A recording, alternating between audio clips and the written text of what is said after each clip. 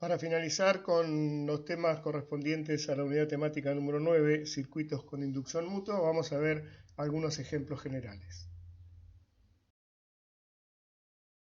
En este primer caso tenemos un circuito con acoplamiento magnético con inductancia mutua M 9 henrios. Fíjense que en los datos tenemos la frecuencia angular de 10 radianes por segundo y lo que queremos es expresar las ecuaciones de malla y luego la relación de la tensión de salida a la tensión de entrada. Para expresar las ecuaciones de malla, obviamente tenemos dos mallas, indicamos las corrientes I1 e I2. En este caso le hemos dado el sentido horario a ambas, podría haberse invertido el sentido. Lo que nos iba a cambiar entonces es que en este caso la corriente I1 ingresa por el extremo marcado por punto de la bobina 1, mientras que la corriente I2 egresa. Eso hace que sea negativa la tensión inducida, según aparece en ambas ecuaciones. Entonces tenemos la primera ecuación para la malla 1, I1 por 1 más J10 menos J92 igual a 10, que es la tensión aplicada, e I2 400 más J1000 menos J91 igual a 0, ya que no hay tensión aplicada en la bobina 2. Finalmente, la relación de tensión de salida a entrada va a ser B2 sobre B1, donde B2 es la caída de tensión en la resistencia de 400 ohm, 400 por I2, y B1 la tensión de entrada. Esto nos da un valor de 6.8 menos 16.7 grados, lo que nos indica que, ya que la tensión de entrada es B1 10 volt, la tensión de salida será de 68 volt, con un desfase de 16.7 grados en atraso respecto de la tensión de alimentación 1.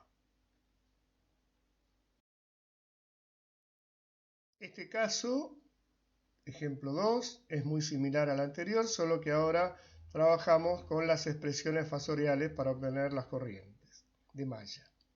Entonces, para la malla 1 tenemos I1 por menos J4 más J5, que son las dos reactancias de esa malla, propias de esa malla, menos J3 y 2, que será la tensión inducida por la corriente 2.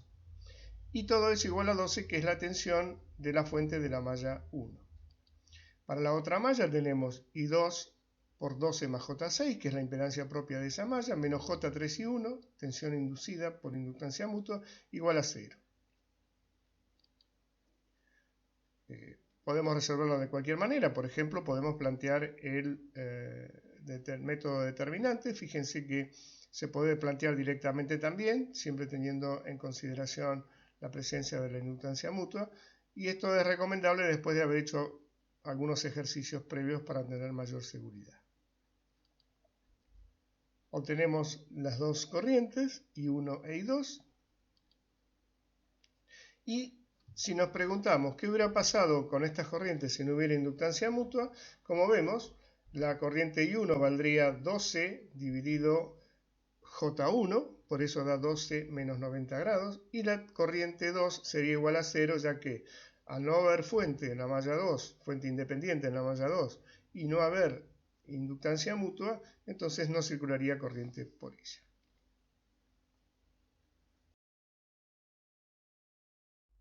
En este nuevo ejemplo de inductancia mutua en redes, vemos que las dos mallas están asociadas por una resistencia mutua, R1, pero por conductancia.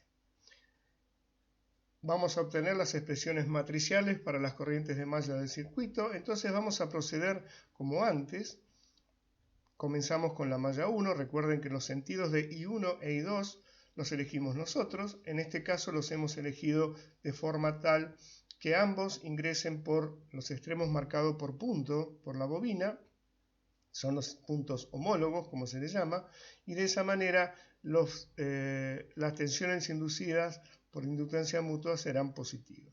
Entonces veamos qué aparece. Para la malla 1 hay 3 caídas de tensión producidas por las corrientes por conducción, I1 por R1, I1 por J omega L1 e I2 por R1, que es positivo ya que circula a R1 en el mismo sentido que I1.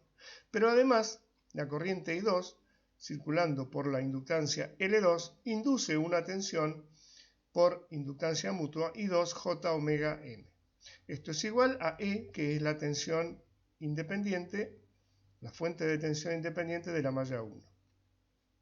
Para la malla 2 vamos a tener la caída de tensión en R2 producida por I2, la caída de tensión en L2 producida por I2, la caída de tensión en R1 producida por I1 y producida por I2, y además un término que corresponde con la inductancia mutua de la corriente I1 circulando en la bobina L1 y que se escribe como I1 por J omega M. Esto lo podríamos plantear como determinante si tuviéramos los valores para hacer su resolución, por supuesto. ¿Qué hubiera cambiado si hubiéramos elegido el sentido opuesto de corriente? Por ejemplo, para I2. Bueno, hubiera cambiado que esa corriente I2 ingresaría a la bobina L2 por el extremo no homólogo, o sea, el que no tiene punto, y por lo tanto los dos términos en las ecuaciones donde aparece la inductancia mutua M serían negativos. Vamos a complicar un poquito más la cosa, pero poquito. Aquí hemos ubicado un acoplamiento conductivo igual que en el caso anterior, pero que ahora es a través de una bobina, la J6.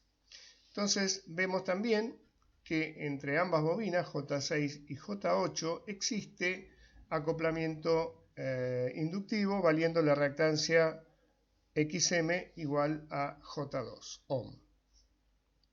Entonces para la primera malla, la corriente 1 por 4 más J3, J3 es J6 menos J3 por supuesto, menos J6 por I2. ¿Quién es J6 por I2? Es la caída de tensión en la inductancia mutua producida por la circulación de la corriente I2.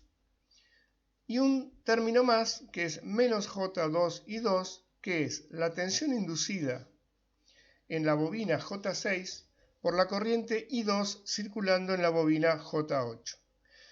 Fijémonos por qué le ponemos signo menos, porque estamos comparando que la corriente I2 ingresa en la bobina J8 por el extremo no marcado por punto, mientras que la corriente I1 ingresa en la bobina J6, donde se induce la tensión, por el extremo marcado por punto. Esto igual a 100, que es la tensión independiente de la malla 1. Para la malla 2 tenemos I2 por 5 más J14, que es la impedancia propia de la malla 2, menos J6 y 1, que es la caída de tensión en la malla, en el elemento común J6. Y fíjense que aparecen tres términos más relacionados con la inductancia mutua. El primer término es menos J2 y 1. Esto será la tensión inducida por la corriente I1 circulando por la bobina J6 en la bobina J8. Como vemos, el signo es negativo, ya que mientras I1 ingresa por el punto de J6, I2 egresa por el punto de J8. Y ahora hay dos términos que se repiten, J2 y 2. ¿Y por qué? Veamos la malla 2 solamente. La corriente I2 circulando por J6 va a inducir una tensión en J8. Y la corriente I2 circulando en J8 va a inducir una tensión en J6. Como la corriente I2 ingresa por los extremos no marcados por puntos de J6 y J8, en este caso la tensión inducida se sumará y resulta positiva. Siempre es conveniente, antes de plantear las ecuaciones, tratar de alguna manera de contar cuántos términos me van a resultar. De esa manera es más difícil que me equivoque o que me olvide de alguno. Obviamente, de las ecuaciones podríamos pasar al determinante, que es la forma más sencilla de resolver estos ejercicios. Vamos a hallar el circuito equivalente en forma T. ¿Se acuerdan de cuadripolos que habíamos visto distintas formas, T, pi, por ejemplo, o L? Del circuito acoplado magnéticamente de la figura. En primer lugar, planteamos la ecuación de tensión para la malla 1. B1 será su tensión de entrada, igual a la caída en la bobina de 30 milihenrios, producida por I1, 30 de I1 ADT, más 40 de I2 ADT, que es la tensión inducida en la bobina L1 por la corriente I2 circulando en la bobina L2. Para la malla 2, la tensión 2 de esta malla será igual a la tensión inducida por la corriente I1 en la bobina L2 más la caída de tensión producida por la corriente I2 en la bobina de esa malla, que es L2. Si nosotros queremos hallar un circuito equivalente, tendremos que lograr que ese circuito sea representado por las mismas ecuaciones que el circuito real. Fíjense lo que hicimos aquí. Hemos puesto una inductancia común, M, común en el sentido de que las hemos relacionado por conducción y no por inducción magnética, y a cada una de las dos bobinas, L1 y L2, le hemos restado el valor de M.